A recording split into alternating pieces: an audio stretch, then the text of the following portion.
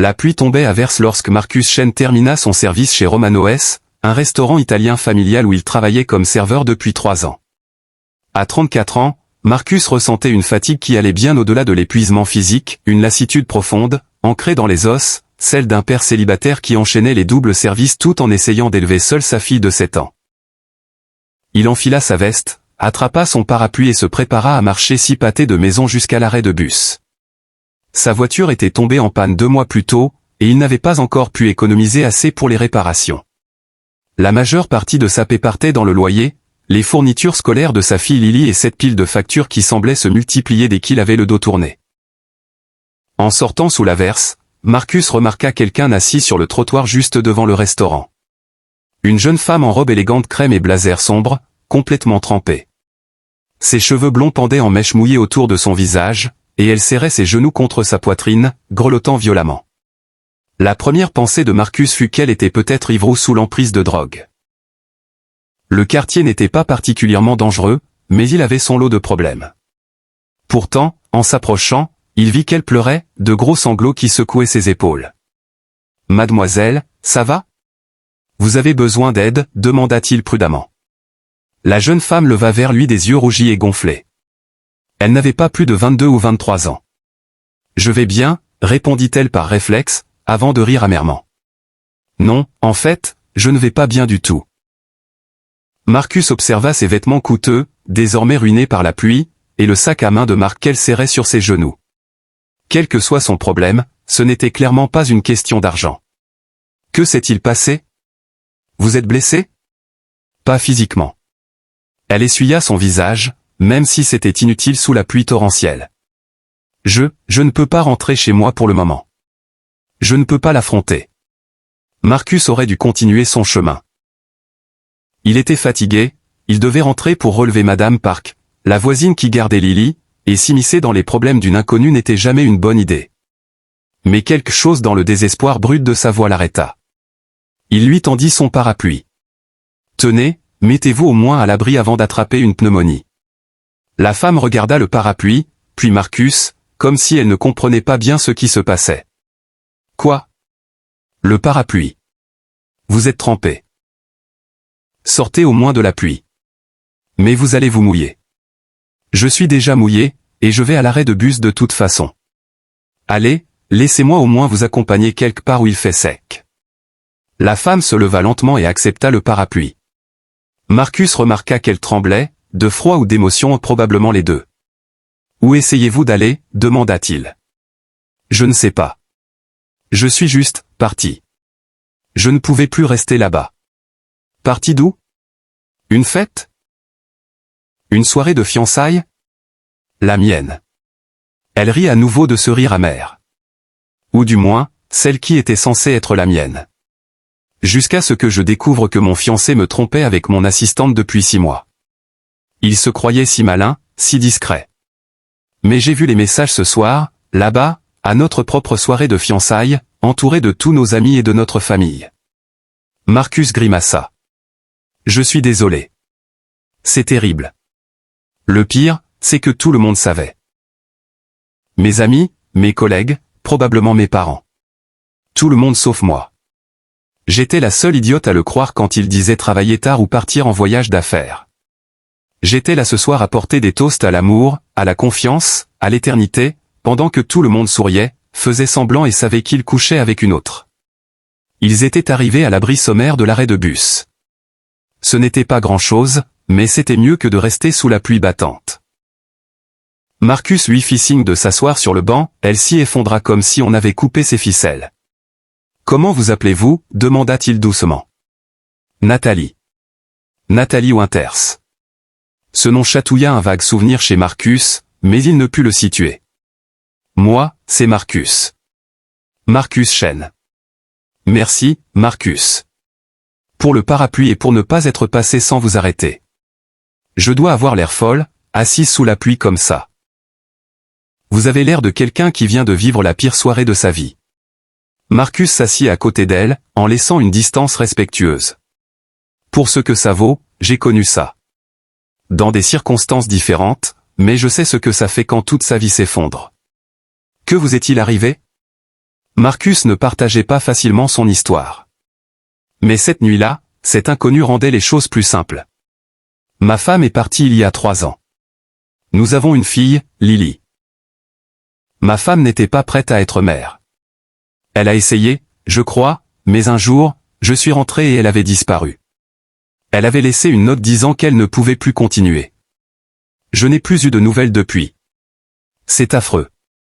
Je suis vraiment désolé. C'était dur. Ça l'est encore, mais Lily est extraordinaire et on s'en sort. Certains jours sont plus difficiles que d'autres, mais ça va. Marcus sourit. En fait, c'est pour elle que je travaille chez Romano S. Les horaires sont assez flexibles pour que je sois là quand elle rentre de l'école. Ce n'est pas très bien payé, mais ça fonctionne. Ils restèrent un moment dans un silence confortable à regarder la pluie. Enfin, Nathalie dit.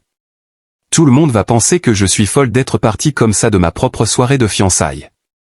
On va dire que j'ai exagéré, que j'aurais dû le confronter en privé, que faire une scène était immature. Vous avez fait une scène? Non, je suis juste parti. J'ai franchi la porte et j'ai continué à marcher. Je ne sais même pas jusqu'où j'ai marché avant d'atterrir ici. Mon téléphone n'arrête pas de sonner. Elle le sortit de son sac et l'éteignit. Je n'ai pas envie de leur parler pour le moment. Vous n'êtes pas obligé. Vous avez le droit de prendre le temps de digérer, d'être en colère, blessé. Vous ne devez d'explication ou de pardon immédiat à personne. Nathalie le regarda avec une sorte d'émerveillement. Vous êtes très gentil. La plupart des gens ne se seraient pas arrêtés. La plupart des gens sont trop concentrés sur leurs propres problèmes pour voir ceux des autres. Je comprends. D'habitude, je suis pareil. Mais ce soir... Il haussa les épaules. Ce soir, je me suis arrêté. Le bus de Marcus arriva alors, il se leva. C'est moi. Vous allez vous en sortir? Vous avez un endroit où aller? Oui, je vais appeler une amie. Quelqu'un en qui j'ai confiance. Merci, Marcus. Vraiment. Vous m'avez sauvé ce soir. Je vous ai juste donné un parapluie. Vous m'avez donné bien plus que ça. Nathalie se leva et lui rendit le parapluie. Vous m'avez offert de la gentillesse quand j'en avais vraiment besoin. Je ne l'oublierai pas. En montant dans le bus, Marcus se retourna et vit Nathalie au téléphone, sans doute en train d'appeler son amie. Il espérait qu'elle irait bien. Il pensa à elle pendant le trajet, pendant la marche de l'arrêt de bus à son immeuble, et même en relevant Madame Park et en couchant Lily. Cette rencontre l'avait touché. Le rappel que tout le monde, même les plus riches ou les plus composés en apparence, pouvaient être brisés par la trahison et la perte. « Papa » demanda Lily pendant qu'il l'abordait. « Tu es tout mouillé. Tu as oublié ton parapluie? » « Non, je l'ai donné à quelqu'un qui en avait plus besoin que moi. » C'était gentil. « C'était quelqu'un du travail? » Non, juste quelqu'un qui passait une mauvaise journée. Parfois, il faut aider les gens, même si on ne les connaît pas, comme les super-héros. Marcus sourit et embrassa son front. Exactement comme les super-héros. Maintenant, dors. L'école demain. 3 jours plus tard, Marcus et Lily respectaient leur tradition du vendredi soir, pizza et film. Lily avait le droit de veiller tard le vendredi. Il faisait du popcorn et regardait ce qu'elle voulait. Ce soir-là, elle avait choisi un film de princesse. Mais pendant la publicité, elle zappa sur les chaînes. « Papa, on peut regarder les infos ?» demanda Lily. Madame Park dit que c'est important de savoir ce qui se passe dans le monde. Marcus accepta, et Lily passa sur une chaîne d'information locale. La présentatrice était au milieu d'un reportage sur une initiative caritative locale. Et nous recevons ce soir la philanthrope Nathalie Winters, qui vient d'annoncer une importante nouvelle initiative pour aider les parents célibataires dans le besoin. Madame Winters, merci d'être parmi nous. Marcus leva brusquement la tête. À l'écran apparaissait la jeune femme de la nuit pluvieuse. Elle était méconnaissable, cheveux coiffés, maquillage parfait, blazer professionnel, parlant avec assurance. Mais c'était bien elle. « Papa » hurla Lily. « C'est la dame. C'est la dame que tu as aidée. » Quoi? La dame sous la pluie? Tu disais que tu avais donné ton parapluie à une dame sous la pluie. C'est elle. Je la reconnais. Marcus regarda, stupéfait, Nathalie parlait de sa nouvelle fondation, qui fournirait une aide financière et des ressources aux parents célibataires en difficulté. J'ai été inspiré par quelqu'un que j'ai rencontré récemment, disait Nathalie. Quelqu'un qui m'a témoigné une gentillesse extraordinaire dans l'un des moments les plus sombres de ma vie. Il ne savait pas qui j'étais, n'attendait rien en retour. Il a aidé simplement parce que c'est ainsi qu'il est. Et j'ai réalisé que je voulais lui ressembler davantage. J'étais tellement concentré sur ma propre vie, mes propres problèmes, mon propre cercle, que j'avais cessé de voir les difficultés des gens autour de moi. La présentatrice demanda. C'est un engagement considérable, 10 millions de dollars pour commencer. Qu'est-ce qui vous a poussé à vous concentrer spécifiquement sur les parents célibataires? Parce que j'ai rencontré un père célibataire qui travaille comme serveur, s'occupe seul de sa fille, et qui s'est quand même arrêté pour aider une parfaite inconnue. Il m'a donné son parapluie sous la pluie et son temps quand j'avais besoin que quelqu'un m'écoute. Si quelqu'un qui lutte autant peut encore trouver la compassion d'aider les autres, quelle excuse ai-je, moi?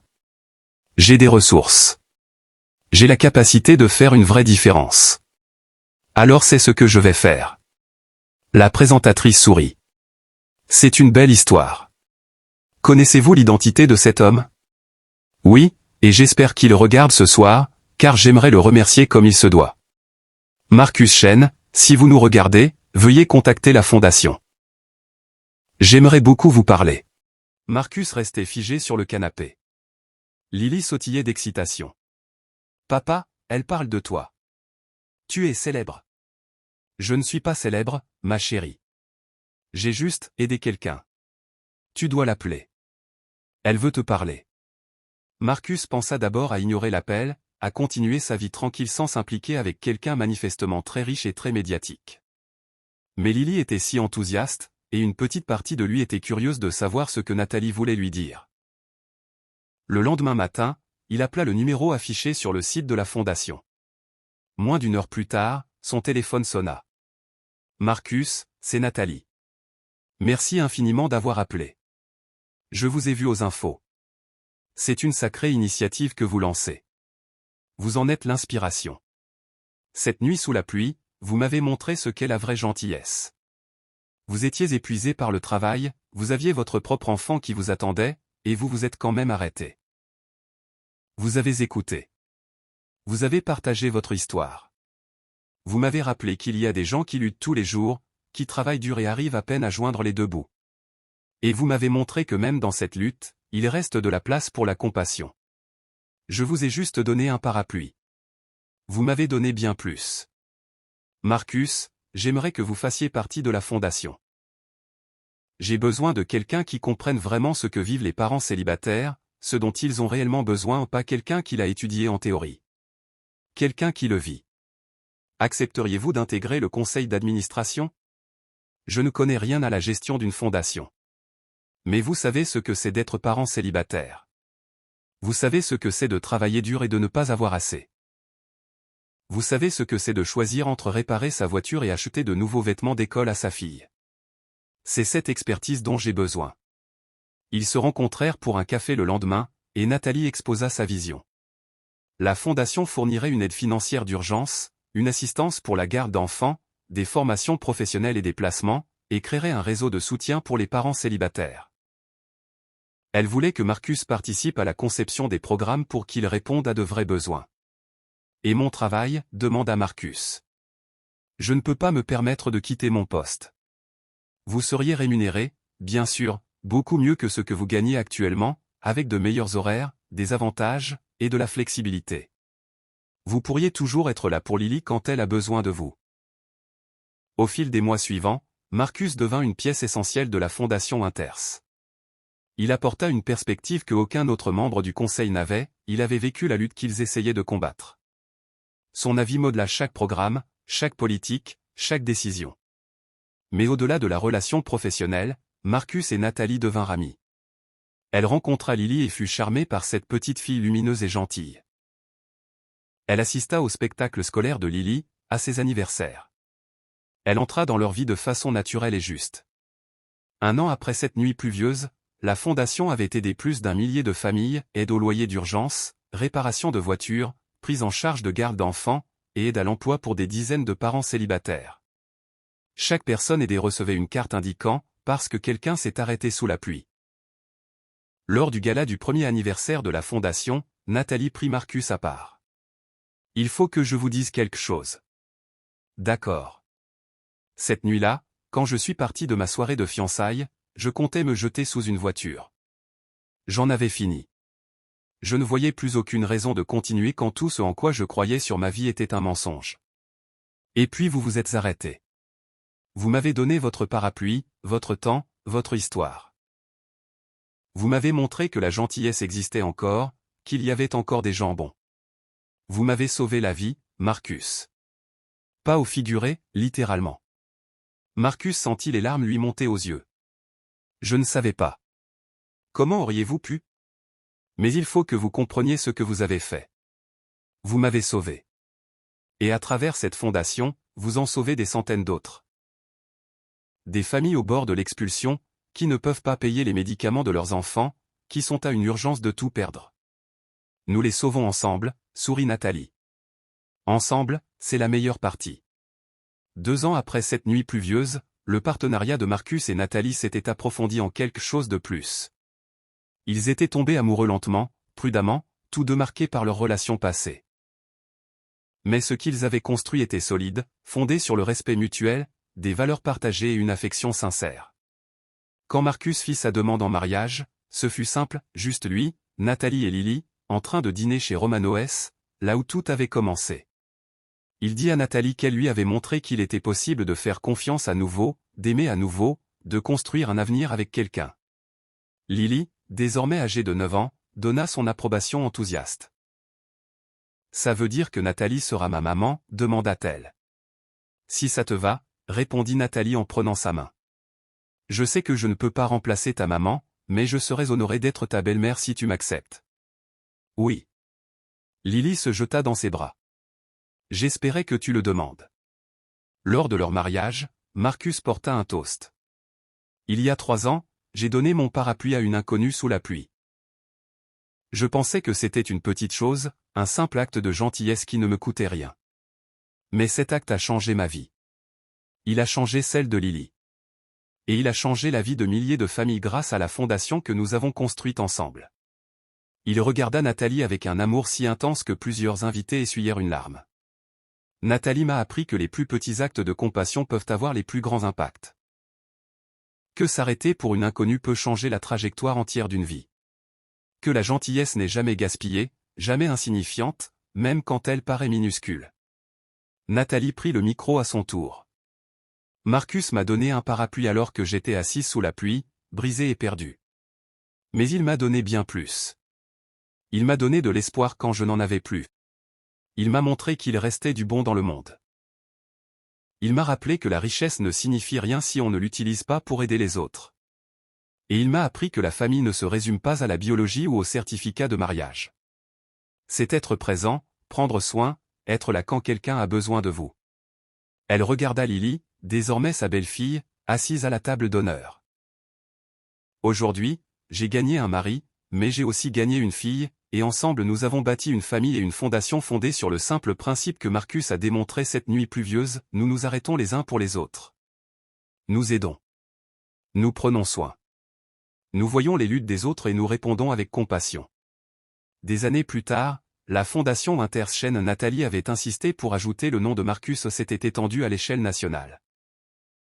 Elle avait aidé des dizaines de milliers de parents célibataires, financé d'innombrables initiatives et changé le discours sur la pauvreté et la monoparentalité. Mais Marcus n'oublia jamais cette nuit pluvieuse, ce moment où il avait choisi de s'arrêter plutôt que de passer son chemin. Il le disait aux jeunes bénévoles de la fondation, on ne sait jamais quand un petit acte de gentillesse changera une vie.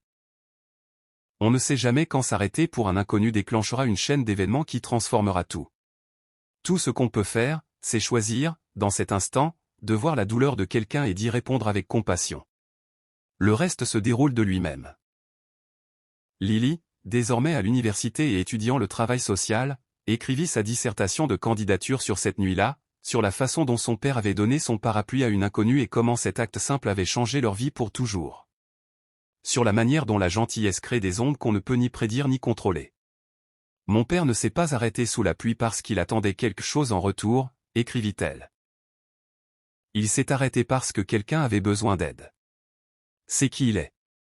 Et ce simple choix de s'arrêter, de voir, d'aider a tout changé. Il a sauvé une vie. Il a bâti une famille. Il a créé une fondation qui a aidé des milliers de personnes. Tout ça parce qu'un serveur fatigué, en rentrant chez lui, a décidé que le besoin de quelqu'un d'autre comptait plus que sa propre commodité. C'est la leçon que je porte en moi chaque jour, s'arrêter les uns pour les autres. Voir la douleur des autres. Répondre avec gentillesse. Parce qu'on ne sait jamais quand son parapluie sous la pluie sera exactement ce dont quelqu'un a besoin pour continuer. On ne sait jamais quand un petit acte de compassion sauvera une vie et changera le monde. Et cette leçon, cette vérité simple et profonde, continua à se propager, touchant des vies d'une manière que Marcus, assis sur ce trottoir pluvieux 3 ans plus tôt, n'aurait jamais pu imaginer. Tout ça parce qu'il avait choisi de s'arrêter. Tout ça parce qu'il avait donné son parapluie. Tout ça parce qu'il avait vu la douleur d'une inconnue et décidé qu'elle comptait. Parfois, les moments les plus importants de la vie n'ont l'air de rien de spécial. Une nuit pluvieuse, un parapluie, une conversation avec un inconnu. Mais ces moments contiennent les graines de la transformation. Ce sont ces moments où tout change. Il suffit d'être prêt à s'arrêter.